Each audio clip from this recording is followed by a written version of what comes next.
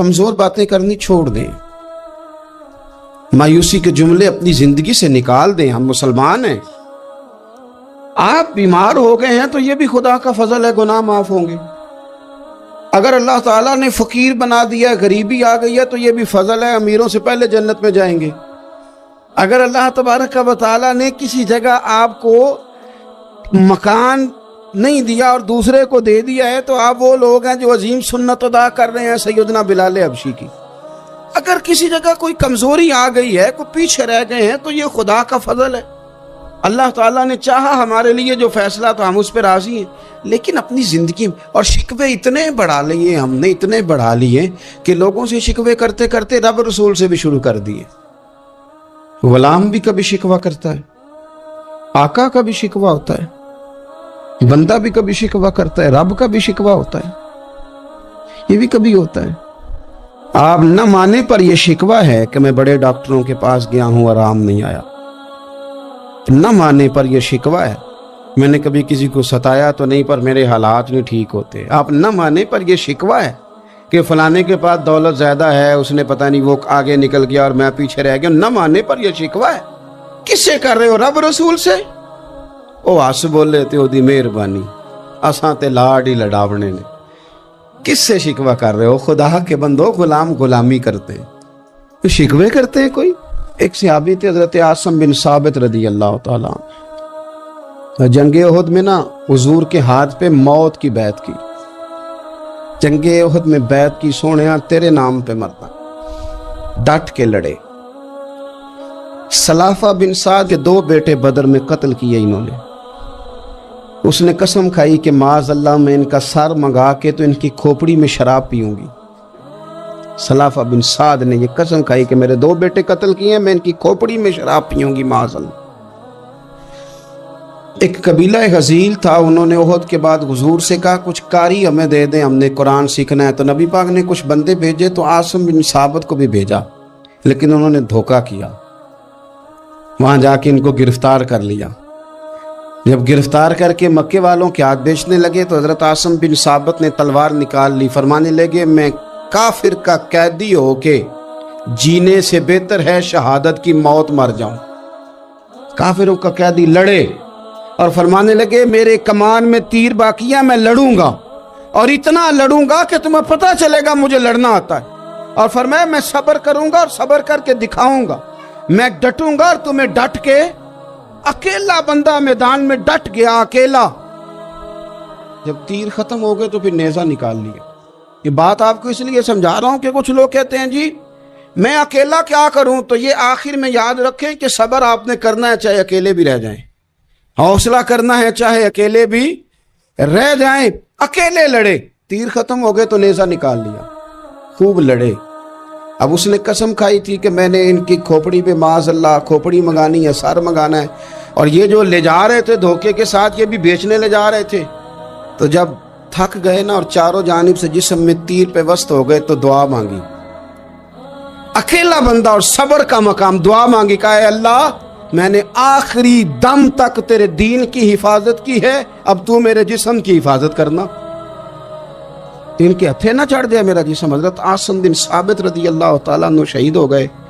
काफिर करीब गए जिस्म पकड़ने के लिए, गिरफ्तार करने के लिए, सर काटने के लिए, तो शहद की मक्खियां आ गई, पूरे जिस्म पे कब्जा कर लिया। करीब जाते तो मक्खियां लड़ती, कहने लगे पीछे हट जाओ, शाम होगी ना तोड़ जाएंगी, फिर हम सर काट लेंगे। शाम तक चारों जाने बैठे रहे, ना कोई हवा आई, ना कोई बादल बरसा, ना कोई तूफान आया। शाम को इन्होंने उठाना था, एक रेला आया पानी का और जनाब आसिम बिन साबित की लाश मुबारक को बहा के ले गया। मेरे रब ने उस मैदान में भी ये बतलाया कि जो सब्र करे ना, रब उसके जिस्म की भी हिफाजत फरमाया करता है, कि जिस्मों तक की आखिरी दम तक अल्लाह की मदद उनके सामने हाल रहते। रब्बना अफरिग अलैना सब्रम वसब्बित अक़दामना फंसुरना अलल कौमिल काफिरीन। हजरत उम्मे सलमा रदी अल्लाह ताला अन्हा, शौहर का नाम है अबू सलमा, बेटे का नाम है सलमा। कहती हैं मैं, मेरा शौहर, मेरा बेटा, तीनों छोटा बेटा मेरा। हम निकले मक्का मुकरमा से मदीना तैयबा जाने के लिए। एक की बेटा है, खानदान जमा है, शौहर की गोद में बेटा, ऊंट के पीछे मैं। फरमाती है मदीने की सरहद आ गई तो मेरे मेके वाले आ गए, कहने लगे अबू सलमा नहीं ले जाने देंगे मदीने अपनी बेटी को। मैंने कहा मैं मुसलमान हूँ, मैं तो अपने शौहर के साथ मदीने जाऊंगी। उन्होंने कहा नहीं जा सकते, तूने जाना है तो जा, हमारी बेटी नहीं जाएगी। जबरदस्ती मुझसे उन्होंने मुझे मेरे शौहर से अलग किया। कहती हैं फिर मेरे शौहर के कबीले वाले आ गए, वो कहने लगे अगर तुम अपनी बेटी को नहीं ना जाने देते तो ये जो हमारा पोता है ये हमारी नस्ल है, तुम्हारा नहीं, इसे हम नहीं जाने देंगे। वो बच्चा अपनी तरफ खींचते थे, मैं अपनी तरफ खींचती थी, मदीने की सरहद पे। ये झगड़ा जमीन के लिए नहीं हो रहा, मकान के लिए नहीं हो रहा, हुजूर के मदीने जाने के लिए हो रहा, हुजूर के मदीने जाने के लिए हो रहा, मदीने जाने के लिए हो रहा। लंघ कई महीने ते बरस गए ते तेरी दीद नू दीदे ही तरस गए। उन्होंने बच्चा खींचा, मैंने अपनी तरफ खींचा, मेरे बच्चे का बाजू उतर गया। फरमाती हैं मेरे शौहर मदीने चले गए, बेटा मेरा मेरे ससुराल वाले ले गए, मुझे मेके वाले ले गए। आज भी कुछ सियाने बंदे कहते हैं इसको निकाल दो और बच्चे छीन लो। उनका भी ख्याल था कि बेटा ले जाएंगे ना तो अबू सलमा भी मदीने से वापस आ जाएगा, ये भी वापस आ जाएगा। ओ यार, इतना बड़ा भी जालिम कोई नहीं होगा जो माँ बाप से बच्चे जुदा करे। फरमाती हैं कि वो ले गए छीन के, मैं मेके चली गई। लोग रोटी खाते थे, मेरे हलक से नहीं गुजरती थी। जमाना सोया करता था, मैं सो नहीं पाती थी। बेटा कहाँ, शौहर कहाँ, मैं कहाँ। उम्मे सलमा कितनी देर तकलीफ काटी। जनाब उम्मे सलमा कहने लगी लोगों 1-2 दिन नहीं, पूरा साल बीत गया, पूरा साल। पर जे सोना ही मेरे दुख विच राज, जे सोना ही मारो मारो मैनू मार मुकाओ, मैं कोई उजर ना पेश ले आवा, और जे सोना ही मेरे दुख विच राजी, फिर सुख नू चुल्ले डावा। फरमाया साल बीत गया, लोग सुबह उठ के काम काज पे लग जाते, कपड़े बदलते, ड्यूटियां करते, और मैं सवेरे उठ के उस जगह आ जाती जहां मेरा शौहर और मेरा बेटा बिछड़ा था। मैं सारा दिन रोती, आहुजारी करती, हुजूर के मदीने की तरफ मुंह करके मैं तड़पती। साल बीत गया, साल, एक हफ्ता नहीं निकलता बच्चों के बगैर। बड़े बड़े सियाने लोग परदेश जाते हैं तो बच्चों की फोटो देख देख के रोते हैं, लेकिन कहती है माँ थी, बेटा बिछड़ा और फिर बेटा बीमार हो और माँ से जुदा हो, कितनी तकलीफ का मंजर है। आप फरमाती हैं कि 1 साल बीत गया और मैंने किसी की मिन्नत नहीं की, मैंने कोई शिकवा नहीं किया, इसलिए कि जिस हाल में रब रसूल रखे। ये हौसला, ये सब्र, ये तवानाई 1 साल के बाद मेरे चचा का बेटा मेरे पास से गुजरा, तड़पते देख कर कहने लगा मेरी बहन तू सारा दिन रोती रहती है। तो मैंने कहा भाई तुम्हें क्या बताऊं, इसका शौहर चला जाए, बेटा जुदा हो जाए, वो क्या करेगी। फरमाते उसने जाके मेरे बाप से, अपने वाली से, मेरे खानदान वालों से कहा इसकी सजा कब खत्म होगी। इस गरीबनी का कसूर ये है कि ये मदीने वाले का कलमा पढ़ती है, इसकी गलती ये है कि ये मुसलमान हो गई है, दीन हक कबूल कर लिया, क्यों नहीं तुम ख्याल करते। कहते उनके दिल नरम हुए, वो रजामंद हुए मुझे मदीने जाने। पर उसने कोशिश की मेरे ससुराल पैगाम भेजे, कब बस करो, और बच्चा तो चिड़िया का जुदा हो जाए तो वह तड़पा करती है, और तुमने एक जीती जागती माँ का बेटा जुदा किया है। वो भी नरम हुए, रब ने असबाब बनाए, मेरा बेटा मुझे मिला। कहने लगे तू रह जा। मैंने कहा नहीं, तुम मुसलमान नहीं हो, तुम्हें पता नहीं ना, मैं यहाँ नहीं रह सकती, मुझे मदीने ही जाना है। अकेली इतना सफर, जंगलों का रास्ता, पहाड़ी रास्ता तय कर लोगी। मैंने कहा मैं कर लूंगी। जिन्हों वेख के ठर दियां अखियां ने तो जिन्हों वेख के ठर दा सीना है। रब्बा तेरी सारी खुदाई च एक ही ते शहर मदीना है। कहती मैं ऊंट पे बैठी, बेटा मैंने गोद में बिठा लिया, मैं सफर करने लगी, पर दिल में खटका था कि इतना लंबा सफर, बेटा छोटा है, कैसे करूंगी। कहते मुझे उस्मान बिन तला मिल गए, कहने लगे कहाँ जा रही हो बहन। मैंने कहा मदीने। कहने ये अकेले जाओगी। मैंने कहा जाना तो है ना, کوئی ساتھ چلے نہ چلے پر شہر رسول تو جانا ہے نا۔ آپ فرماتی ہیں میں نے عثمان بن طلحہ سے نیک بندہ کوئی نہیں دیکھا، میرے اونٹ کی لگام تھام لی۔ جب مجھے اونٹ پہ بٹھاتے تھے نا، اونٹ بٹھا کے چلے جاتے تھے، میں بیٹھ جاتی تھی تو آ کے لگام تھامتے تھے۔ جب کہیں مجھے اتارتے تھے تو اونٹ بٹھا کے چلے جاتے تھے، میں اتر جاتی تھی تو اونٹ کو باندھتے تھے۔ سونا ہوتا تھا تو اونٹ بٹھا دیتے، میں اتر جاتی، وہ دور جا کے لیٹ جاتے۔ فرماتی تھی پھر میرے لیے میرے رب نے اسباب پیدا کیے اور میں مدینہ پہنچی، میں شوہر سے ملی، اور لوگوں میرے نصیب دیکھو، میں رہنے کہاں لگی؟ حضور کے مدینے میں، شہر رسول میں، شہر رہ پائے نظر ہوش میں آ، یہ کوہ نبی ہے، میں حضور کے حرم کی زمین اور قدم رکھ کے چلنا۔ ارے سر کا موقع ہے او جانے والے، مدینے کے خطے خدا تجھ کو رکھے، غریبوں فقیروں کے ٹھہرانے والے۔ کہتی ہیں میں وہاں بسنے لگی۔ آپ فرماتی ہیں مسلمانوں، شاید مجھ سے زیادہ تکلیف کسی نے نہ سہی ہو، پر دیکھو 1 سال پورا میں تکلیف میں رہی، اور جب میرا صبر سال کو پہنچا، صبر کی عمر 1 سال ہوئی، تو پھر رب نے بندوبست کیا۔ پھر میرے گھر والے بھی نرم ہو گئے، سسرال والے بھی نرم ہو گئے، رب نے میرے آنے جانے کے لیے ایک بندے کا بندوبست بھی فرما دیا۔ پھر میرا شوہر تک بھی میں پہنچ گئی، مجھے مدینہ الرسول بھی نصیب ہوا۔ 1 سال میں نے صبر کیا تھا، رب نے مجھے مستقل مدینے کا ٹھکانہ عطا فرما دیا۔ لیکن جو بندہ صبر ہی نہ کر پائے، جو صبر ہی نہ، جو کہ جی بڑی دور سے آیا ہوں، بڑی دیر ہو گئی، بڑا ٹائم ہو گیا، کب جا کے مسئلہ حل ہوگا؟ وہ جو آپ نے بتایا تھا وہ تعویذ کب اثر کرے گا؟ وہ دعا کب قبول ہوگی؟ وہ فلانا معاملہ کب؟ بھئی یہ ڈیٹ تو آپ کو رب رسول ہی دے سکتے ہیں، بندہ تو کوئی اطلاع ہی دے گا، پیغام ہی دے گا، دعا ہی کرے گا۔ اگر زندگی میں حوصلہ ہی نہیں ہوگا، اگر آپ کو یہ قرار ہی نہیں آئے گا، ٹھہرنا ہی نہیں آئے گا کسی میدان میں۔ دیکھیں کچھ ایسی اذیتیں ہوتی ہیں جو اذیت ناک ہوتی ہیں، لیکن اگر غلامی میں آ جائے نا آپ تو وہ اذیت ناک نہیں ہوتی، اس چبن میں مزہ آنے لگتا ہے۔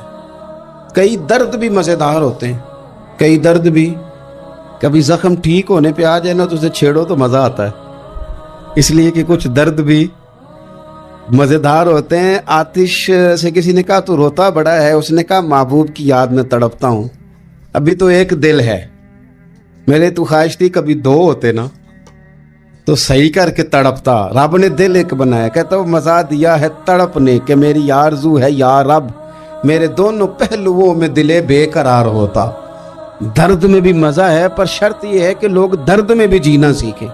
ہم نہ آرام میں جینا چاہتے ہیں، پنکھے کے نیچے جینا چاہتے ہیں۔ کاش کہ ہمیں صحرا میں بھی نیند کا مزہ لینے کا طریقہ آئے، پھر زندگی کے سارے راستے آسان ہیں، پھر اقرا بھی مشکل نہیں۔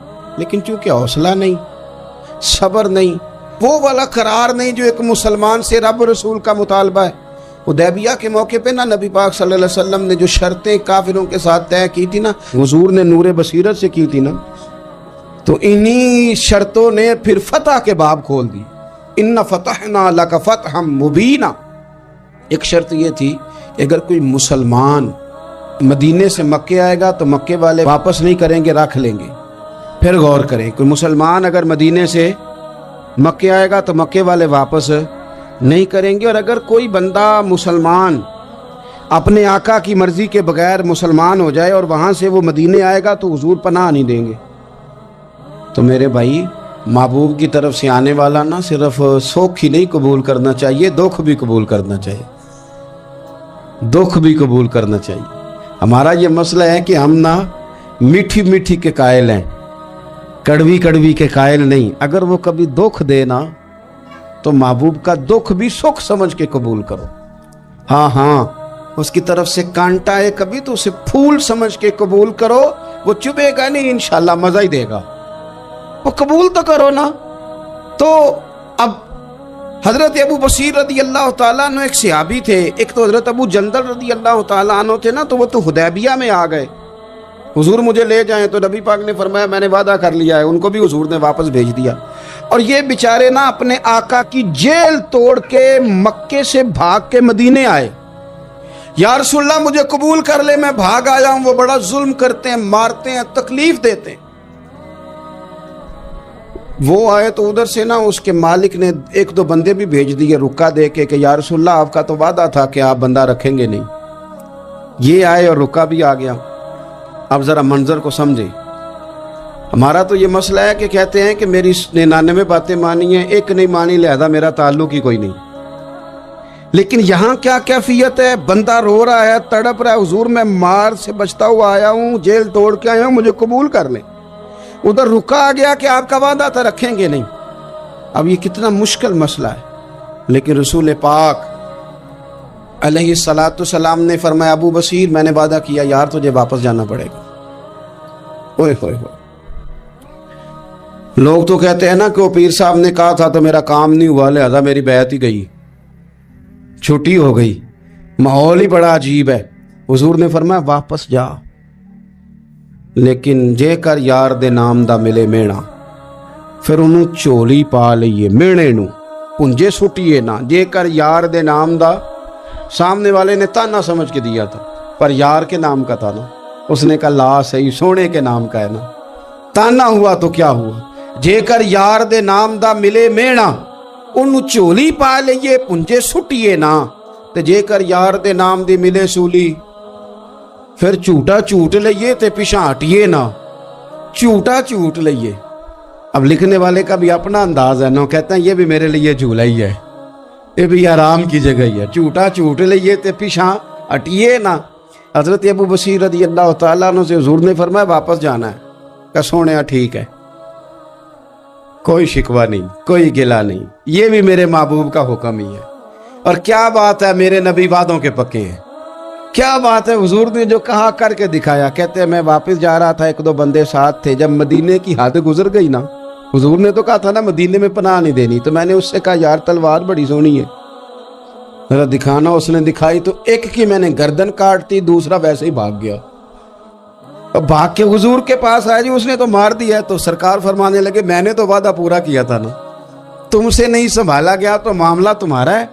اب حضرت ابو بصیر رضی اللہ تعالیٰ نے واپس آئے، عرض کی حضور اب میرے لیے کیا حکم ہے؟ حضور نے فرمایا میاں حکم وہی ہے، مدینے میں ہم نہیں رکھ سکتے، تو مدینے میں صحابہ تھے نا، حضور کی باتوں سے خوشبو لیتے تھے، مدینے میں نہیں رکھ سکتے۔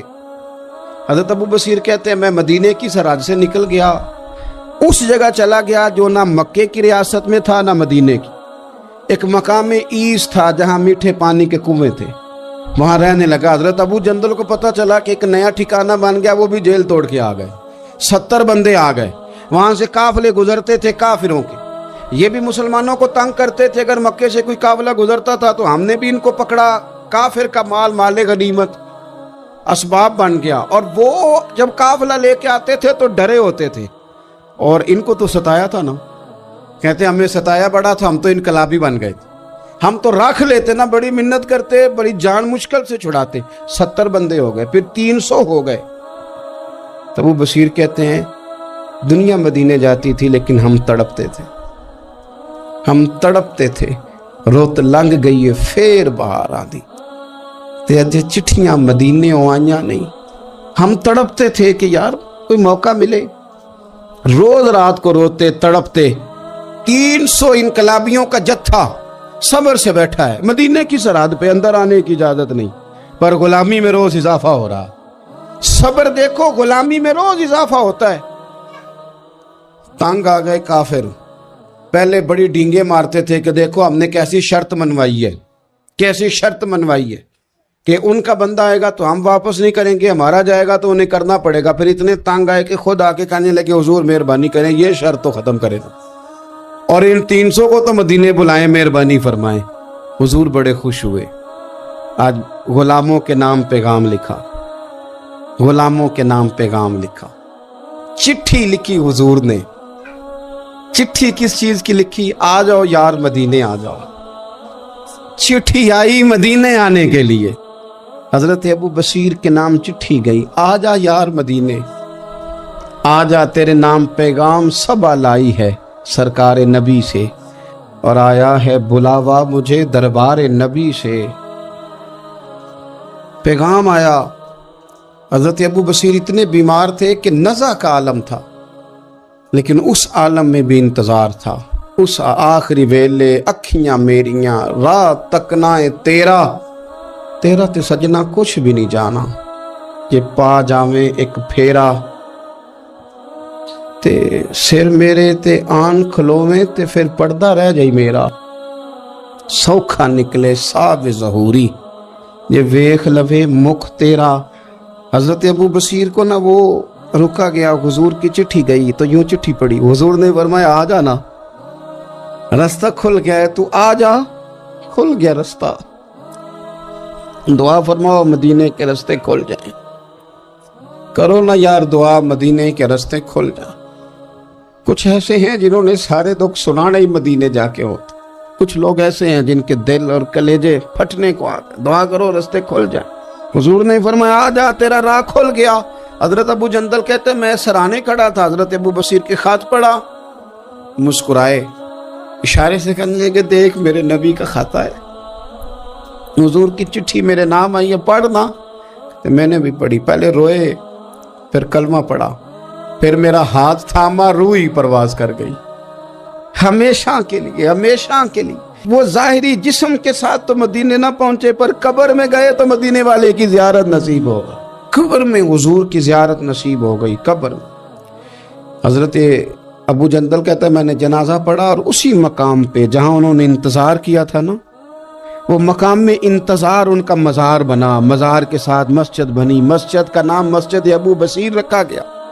انہوں نے اس انتظار میں جان دے دی، پر صبر کیا، شکوہ نہیں کیا۔ یارو اتنی شکایتیں، اتنے شکوے، ایک بات میرا اور کرنے کو دل کر رہا ہے، آپ ذرا تھوڑا سا اپنے ارد گرد ماحول کا جائزہ لیجئے گا، آپ کو محسوس ہوگا کچھ لوگ بہت تیز ہیں، بہت پھرتیلے ہیں، سوسائٹی کے اندر جتنے چلن ہیں ان سب سے وہ آگاہ ہیں، زمانے کی پیچ و تاب کو پورے طور پر جانتے ہیں، کس وقت کون سا مال خریدنا ہے، کون سا بیچنا ہے، ہر چیز سے انہیں پوری شناسائی، کس محفل میں جا کے کون سا رنگ اختیار کرنا ہے انہیں سب پتہ ہوتا ہے۔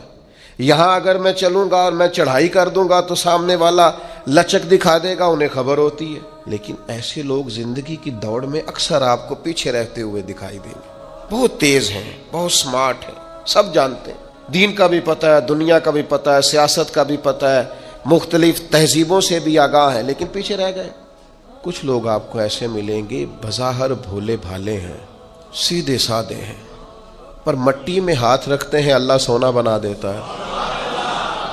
وہ جو لوگوں کے پاس بہت ساری دنیاوی معاملات ہیں وہ بظاہر ان کے پاس موجود نہیں ہیں، ان کو بہت سارے لوگ کہتے ہیں یار یہ کبھی مجھے یہ والا ہنر آتا ہوتا، یا جس طرح اس شخص کے پاس سرمایہ ہے میرے پاس ہوتا تو میں 10 کے 20 اور 20 کے 40 منٹوں میں کر کے دکھاتا۔